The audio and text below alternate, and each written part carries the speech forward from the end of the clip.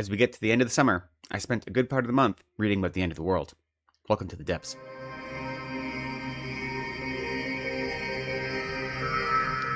Hello, welcome or welcome back to Reading from the Depths. My name is Lecton. Thank you so much for spending some time with me today. So today I have my wrap up for the back half of the month of August. Previously, I did a video talking about the books that I read in the first half of the month of August, so I'll link to that down below.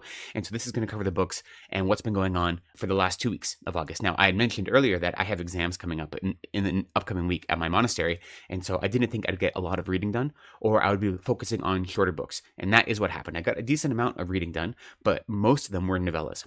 Before I get into that, other things that have been going on in the last 2 weeks, I created a new original tag. This one is called the Perfection of Reading book tag, and this is based on the 6 perfections. So it's another Buddhist-inspired reading tag to go along with the one I created the previous month, which is the Philosophy of Reading book tag that is based on the Four Noble Truths.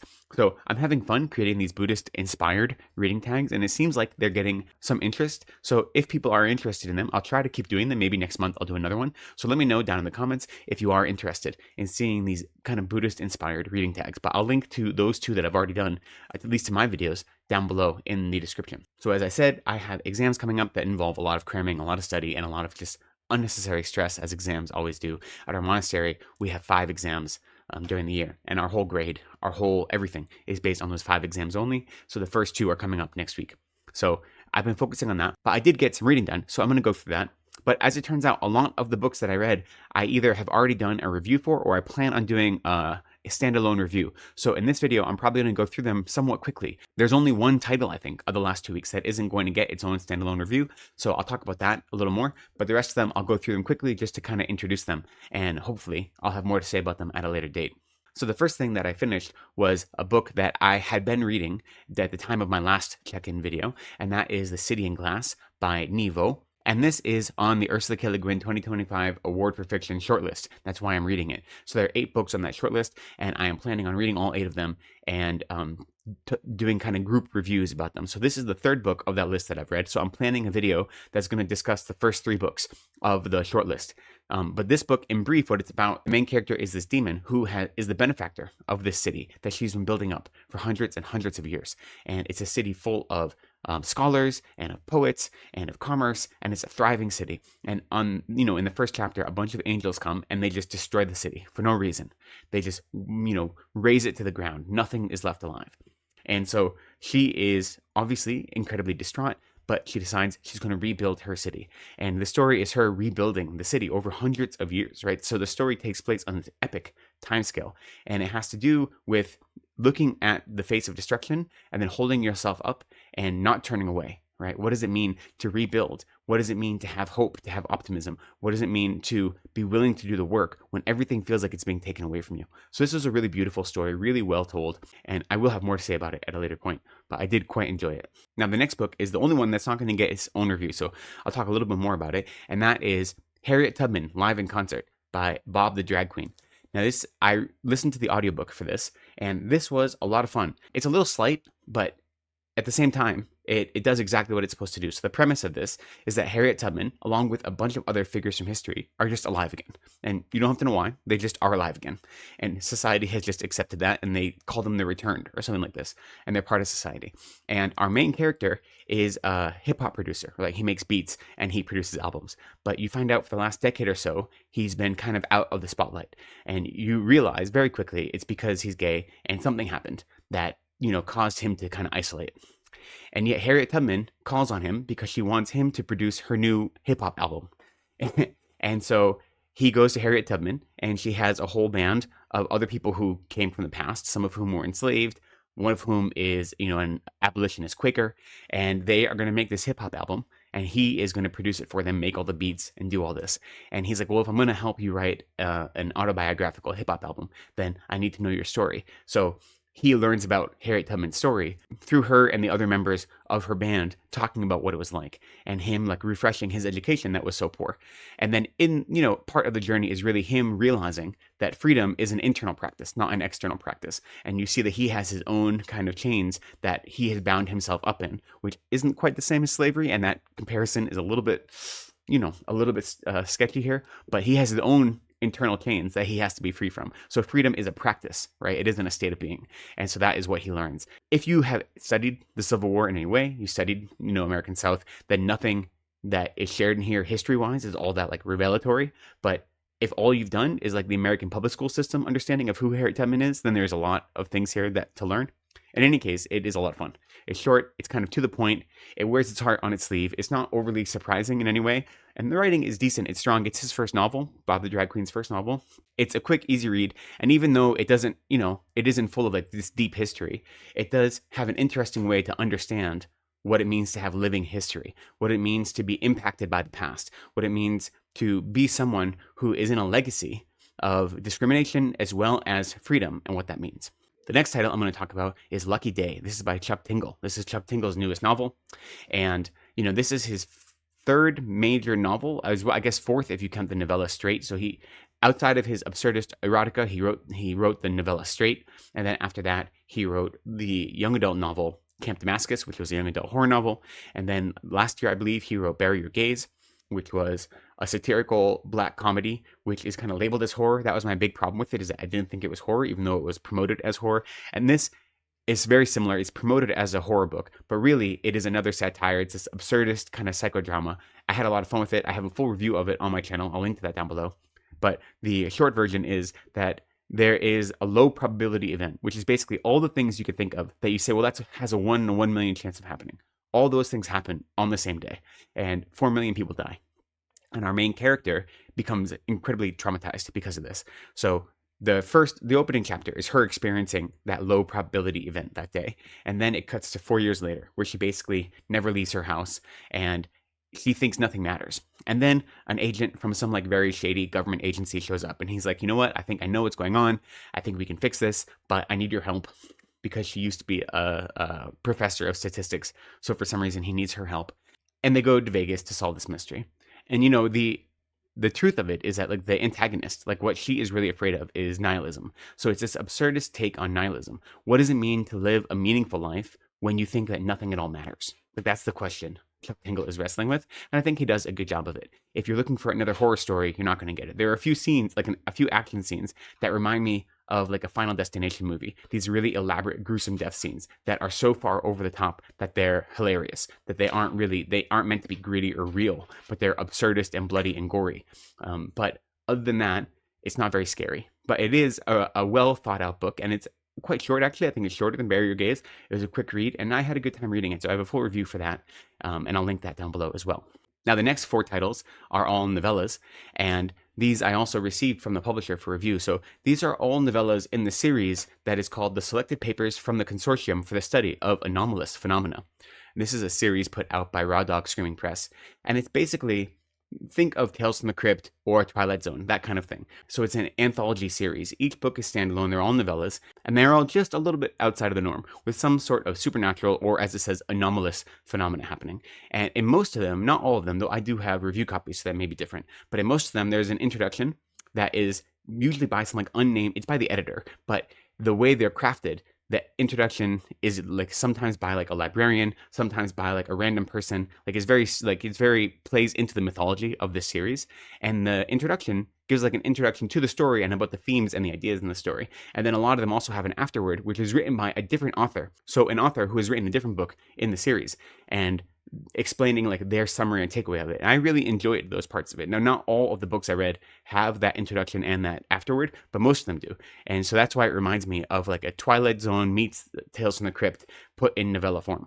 I read 4 more of those, and I plan on doing one review coming up of all. There are 5 of them that I have received as review copies that I haven't done full reviews for. So I'm going to do one review where I talk about all of them, because I don't have a lot to say about novellas quite often, because they're so short that they get to the point right away, and I don't want to give too much away. But I will just list them all here to give you a little taste of them, especially because I know Shorty September is coming up, and these would all be great for Shorty September. So the first one is called Asylum by Sarah Hans, and this is actually a really wonderful story that follows a character who is addicted to meth, and they have to leave where they're squatting, and so they go to an old abandoned asylum because they figure that's going to be somewhere safe. And it's, the main character and her boyfriend, and then her boyfriend's best friend and his girlfriend, so the 4 of them, go to this, long abandoned asylum And they get there and it is filled with cats. That's one of the reasons I read this one first. There's a bunch of cats on the cover. It's filled with cats, and you can tell it's not right away. And things, go badly for them. So that is the first one. The next one is called Bleak Houses. This is by Kate Maruyama. This actually has two novellas within it. The first one is called Safer. The second one is called Solstice. And Safer takes place during the pandemic, and it is a woman who, her school is closed, her job is closed, and she takes the job as a nanny at an incredibly wealthy movie star's house. And so she moves in with them, and things are weird there. So that's the first one. The second one, it takes place in Middletown, Connecticut, and it's a young family, and the protagonist is a young girl, 13-year-old girl, who she knows that this year she has to go into battle for her family. So you find out that every year on the winter solstice, one member of her family has to go into their basement and engage in battle. And that's all she knows. And it's been going on ever since they came. And you find out their family has been here since before the Mayflower. This is what gives their family wealth and power and all these things. They have to do some sort of existential battle that she's preparing for. And the book follows the 4 seasons as she prepares and then goes into battle. And you find out what this existential battle is and what it means to be living as an upper middle class white person in Connecticut. The next one I'm going to talk about is called Hollow Tongue. This is by Eden Royce.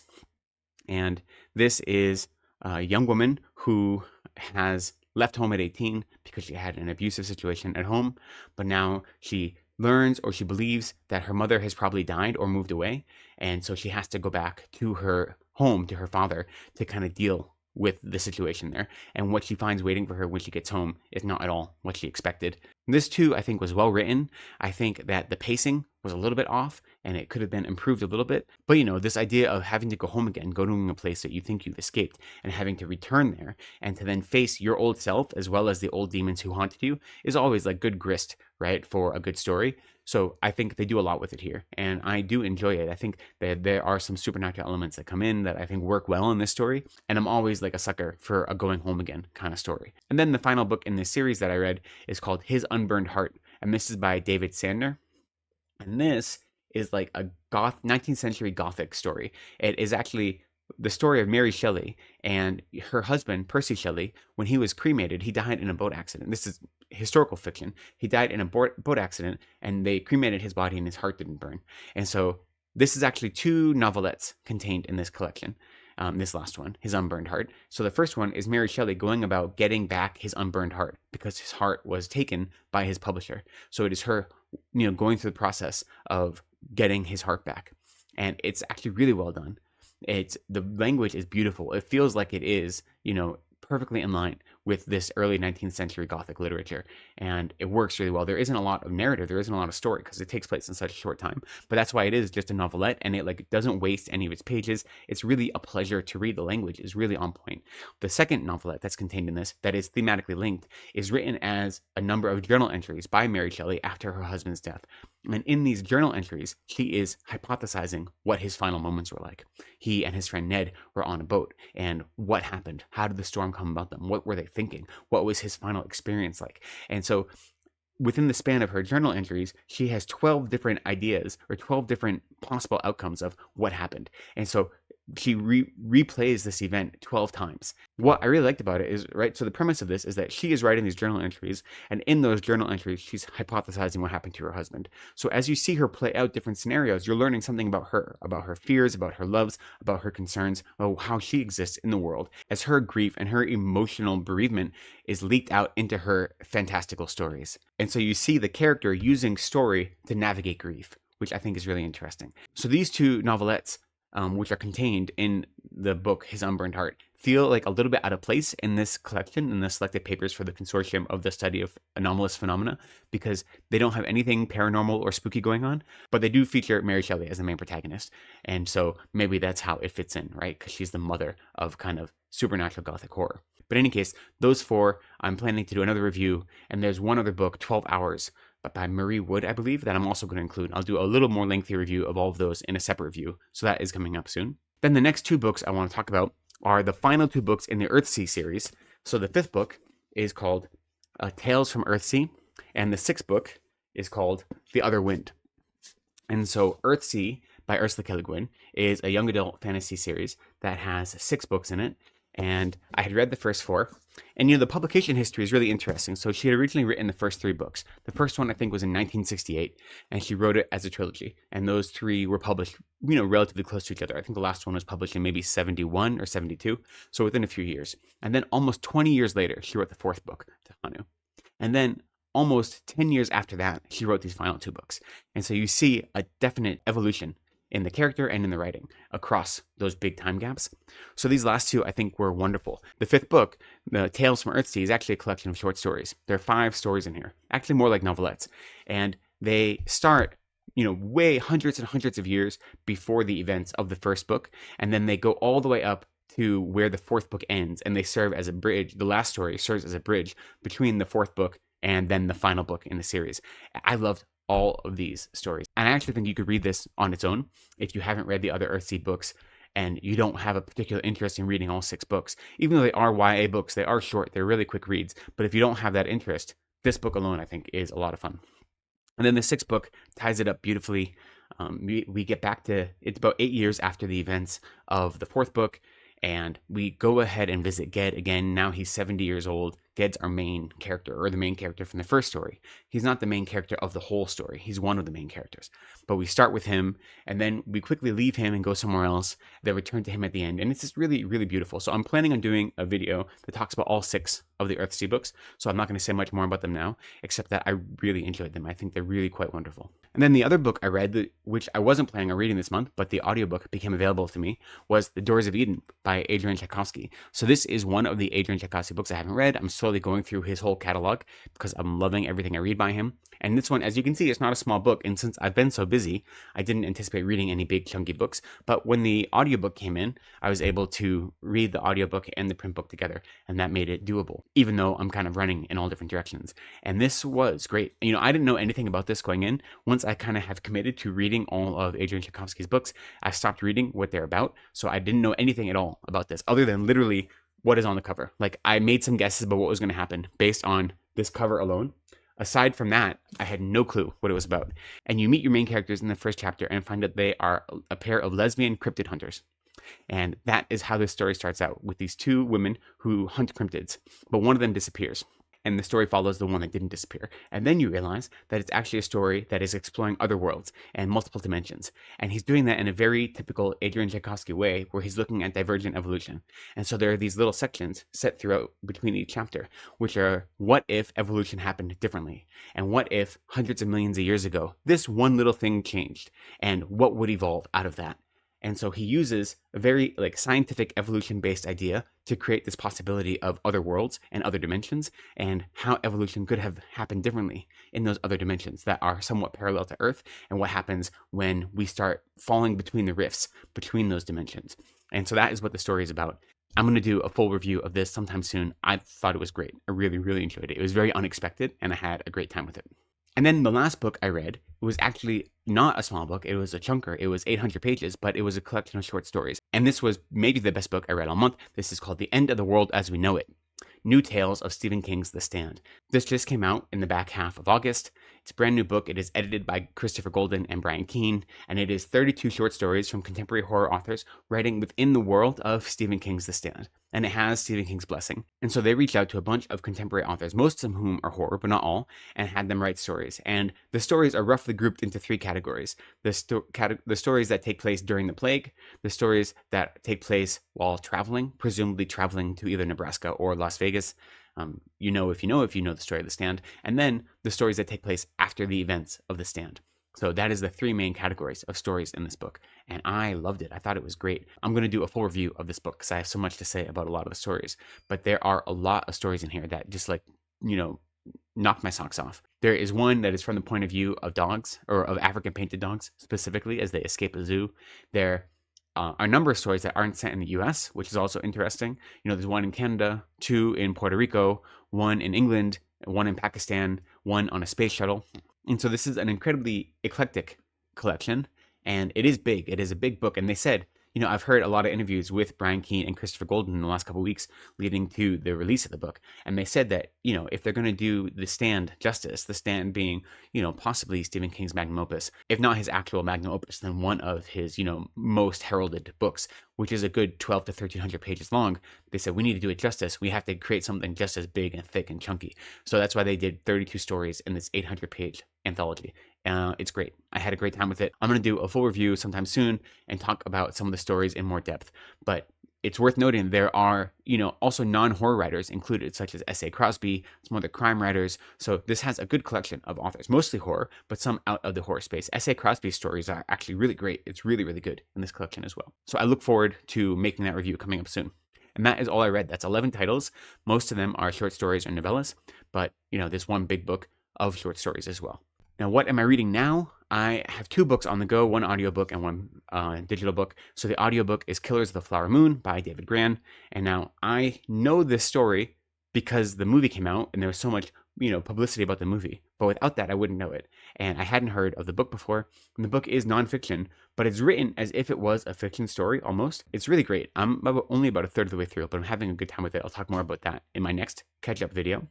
The other book I'm reading is another novella, and this is Lives of Bitter Rain by Adrian Tchaikovsky. This is within his Tyrant Philosopher series. It actually takes place before the third book in the series, and what it is doing is looking at the life of the main protagonist of the third book. Where did she come from? So it starts with her as a child, and I've only read the first chapter so far. That's when she's 12, and from reading the third book that she grew up in an orphanage. So the first chapter is how she ended up in an orphanage, and then it's going to go from there. And I'm already enjoying it. I'm very clearly a fan of Adrian Tchaikovsky, and I love the Tyrant Philosopher series. I've already talked about the other 3 books before on my channel, so I'm happy to be back in that world. And there are 2 more books in the series that he has announced. It's going to be a 5-book series, not counting this novella. And so I'm looking forward to the 4th novel coming out in the beginning of 2026. And that's all I am reading. Now, what do I have coming up? Like I said, I have exams, and so the next week is going to be me being a little crazy. I don't think I'll get much more read beside these 2 books, though maybe, we'll see. I'm going to continue reading the books for the Ursula K. Le Guin Award. I just had another one come in as an audiobook from Libby, and so when I finish Killers of the Flower Moon, that's going to be up next. I don't remember which one it is, actually, but there are 5 more books for me to read, and before the 3rd week in October is when that award is going to be announced. So I want to have read all 8 books on the shortlist before then. I'll have a link below to my video about the shortlist, so you can see what those 8 books are. So I'm going to read that. The other 2 big books that I want to read soon, one is Cold War by Jonathan Mayberry. So recently I read another book by Jonathan Mayberry. Oh, I can't remember the title of it now, but this is the sequel to it, and it takes place in the far future, and it is a mixture of like hard sci-fi, exploring different planets, and cosmic horror, and what happens if when you are trying to play with space and time in such a way as to make these great, scientific leaps, you tear holes in the nature of reality and elder gods come through. And what if the elder gods that come through are merely the underlings that are escaping other more horrible elder gods behind them? And so this is the sequel to that. I really enjoyed the first one. It kind of came out of nowhere, and now I was able to get a review copy of the sequel. So that's going to be coming up. And then the other book I'm going to be reading soon is King Sorrow by Joe Hill. I also have a review copy of this. This comes out later in the year, and this is one I've been looking forward to for quite a long time. It's big. It's about 900 pages long, so I expect this is going to take up most of my time, but I do hope to read this soon. And then aside from review copies, there are 2 other books that I really hope to read in September. The first one being Fool's Fate by Robin Hobb. This is the 3rd book in the Tawny Man series. I've read the first 2 already. The Tawny Man is the 3rd series in the realm of the Elderling Saga. So it is 16 books long. This is going to be the 9th book. So I had hoped to read this last month. It didn't happen. So hopefully that'll happen in the beginning of September. And then I also hope to be reading Bee Speaker by Adrian Tchaikovsky. This is the 3rd book in his Dog of War series. First one being Dogs of War. Second one being Barehead. And I am buddy reading these books with my friend Alex from Alex Unabridged. And we had taken a break after Barehead, but hopefully we'll be able to get back to Bee Speaker maybe by the end of September. So those are the only things I have in my TBR, those 4 for the whole month of September. But we'll see what comes and goes. Now, I know a lot of people are participating in Shorty September, and so I am going to jump on the train and definitely read some short stories. I don't know what they are yet. I have literally over a dozen anthologies of short stories that I am hoping to pick up and are just waiting for me. So I read short stories every month anyway, so that is on my queue. But other than that, there isn't a lot else. I'm going to try to get through this next week, get through my exams, and then I'm leading a meditation retreat the week after that. And so then after that, when I get back into my normal groove, we'll see what happens. And that's about it. I have no other real plans. I'd love to know, how was your August? How was your summer? How is it where you are? Most of the US is like under a really strong heat wave. Here it's rainy and cold, but it's the rainy and cold season here in South India, so that makes sense. Did you participate in Garbagus? Did you read any good trash? Did you read Trash Tales, the new anthology that is edited by Alex and CriminOlly? I'd love to hear how your summer has been, what you've been up to, and what you're looking forward to in the month of September. But for now, I'll say thank you for spending some time with me. I appreciate you. Please be kind to yourselves, take care of each other, and go slowly.